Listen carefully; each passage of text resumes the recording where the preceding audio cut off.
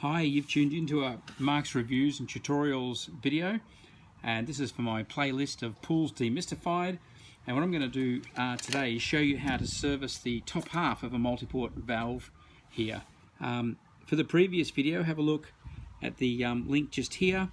I've got a video about how to actually replace the spider gasket here, so have a look at that if that's the work that you want to do. But right now, there's a couple of O-rings on this shaft here.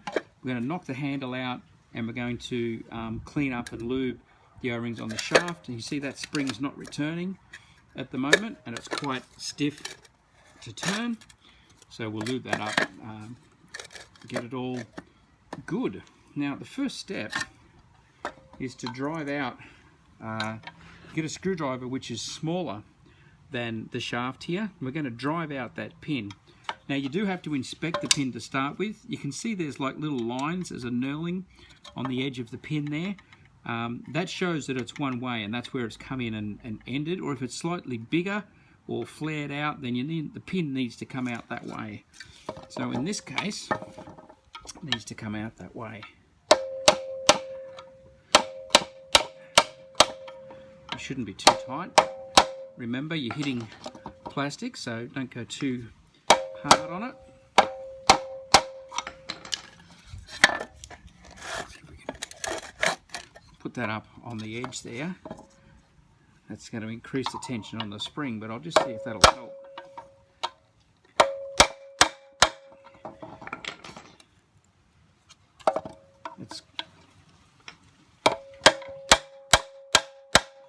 Each one of these is different, of course. This one, the one I've chosen to show you, is nice and tight.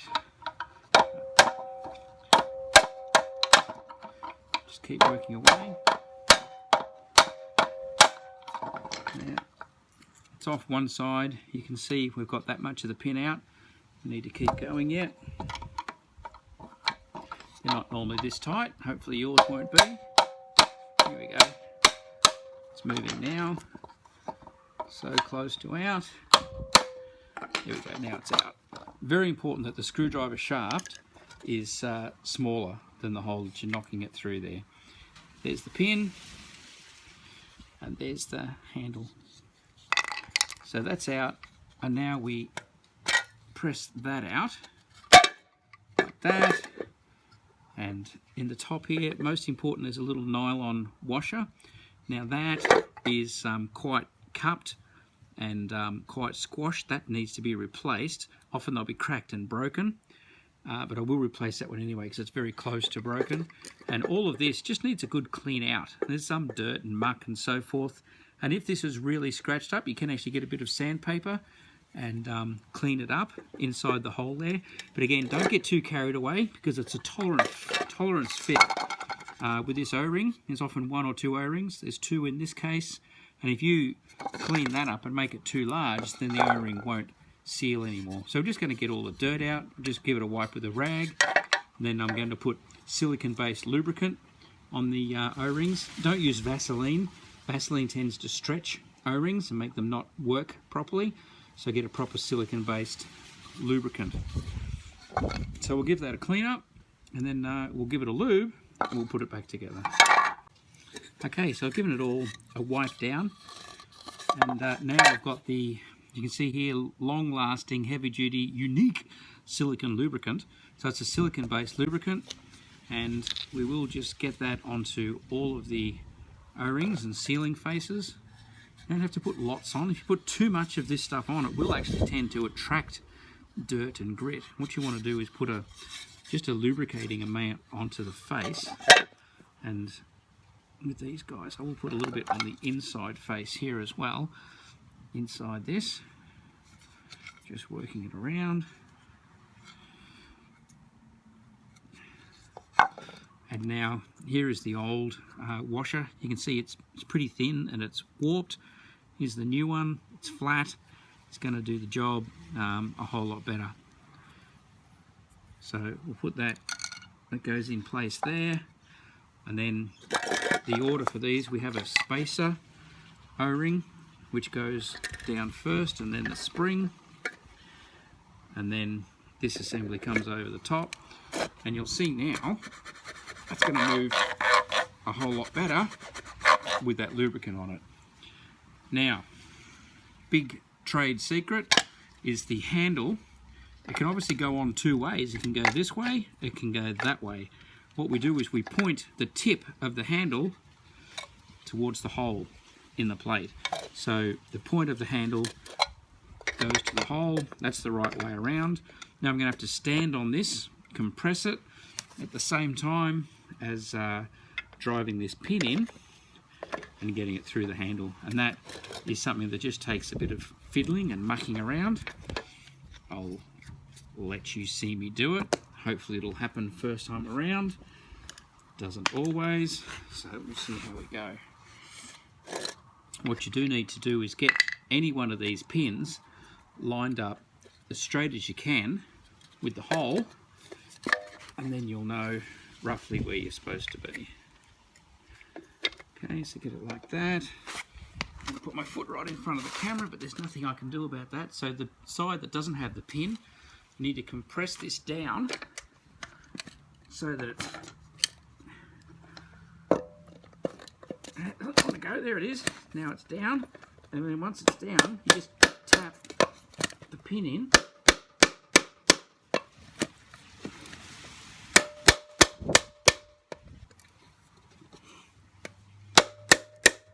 There it goes. It's started now, so you can sit like that beside it so that you can see it going in. Compress it down. You got to. It wants to go down square, and then once it's down, there we go. Now the pin is in,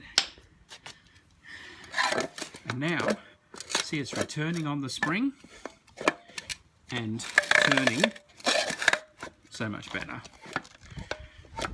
So that's as good as new now. Again, point of the handle pointing to the hole. Make sure you get it the right way around. I'm also going to give this a bit of the because the gasket has been destroyed. The customer had been adding granular chlorine to the skimmer box, which has come through and destroyed the rubber O-rings. So I will give that just a scrape up with a screwdriver just to get that rubber off as well. And we'll put the multi-port valve back together. So I'll just take a bit more time and give all that a clean up. So now we're going to put it all back together. And again, there is a right way. You cannot just put this on wherever it happens to fit. With this guy here, see this little extra bit on there? You have to find the corresponding part on here, which is right there, and you line those two up, and that's how you know with the right position. Sometimes you'll have a little bit sticking out here, like a little nipple, and a little corresponding hole here, and that's how it lines up.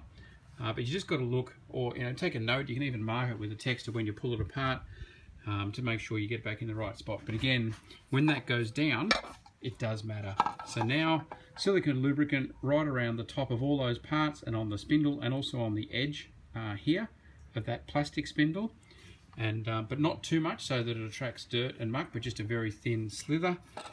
Also there's an O-ring which goes up around the top here. This all needs to be clean, and again a little bit of silicone lubricant on that, both sides, just to keep it nice and supple and soft, and then screw it all down.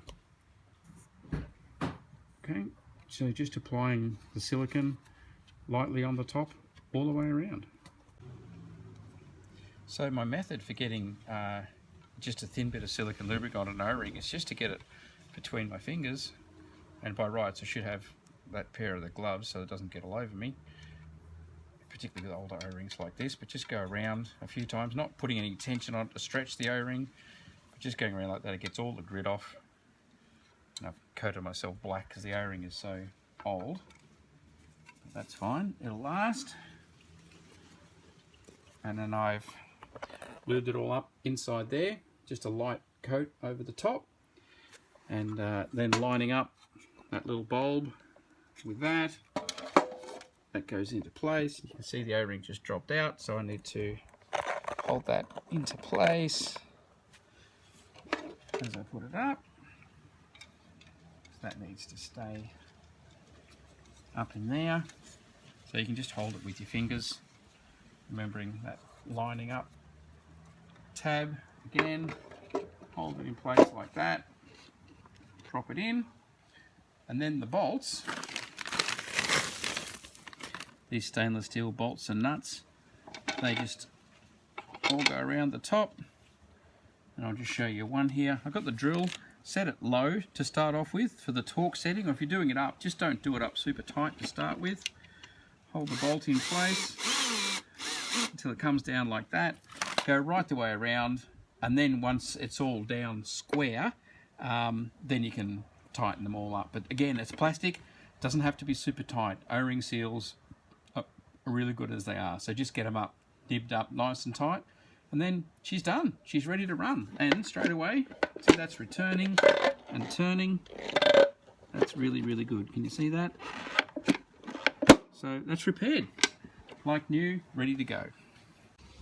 So we've done them all up loosely. Now just to finish off, just got a 10mm spanner, that's what it is. Often they are 10mm. Just get it into place and pull it down. I've got that on 16, which on my drill is about the right tension. It doesn't need to be any more than that. Still just going around doing a second one. Got blood there, managed to, that's a bit of fun.